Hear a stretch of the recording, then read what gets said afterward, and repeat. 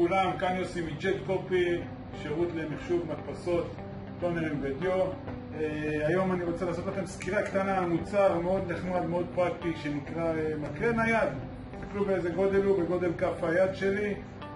מוצר יחסית חדש בשוק, מאוד מעניין למנהלים שרוצים להציג, או אנשי מחירות, כל אחד שרוצה לעשות מצגות בצורה ניידת יכול להשתמש במוצר הזה.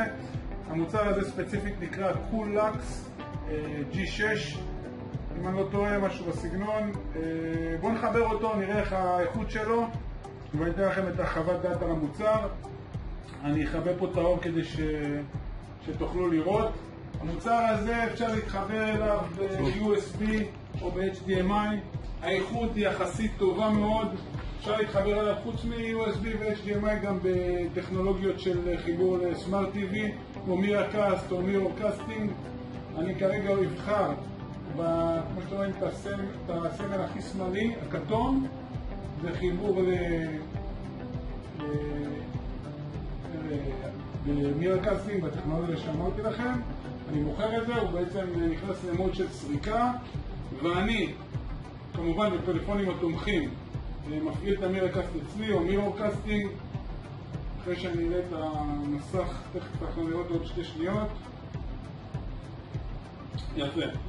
עכשיו הוא נכנס למוד של חיפוש, אני עושה חיפוש אצלי בפלאפון, חברתי.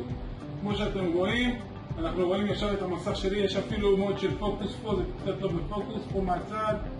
רואים, אני נכנס לפוקוס, יפה. וכשאני מפעיל סרטון, מה שיפה זה שאני מסובב את המסך, תראו איזה יופי, וגם המסך מסתובב חזרה.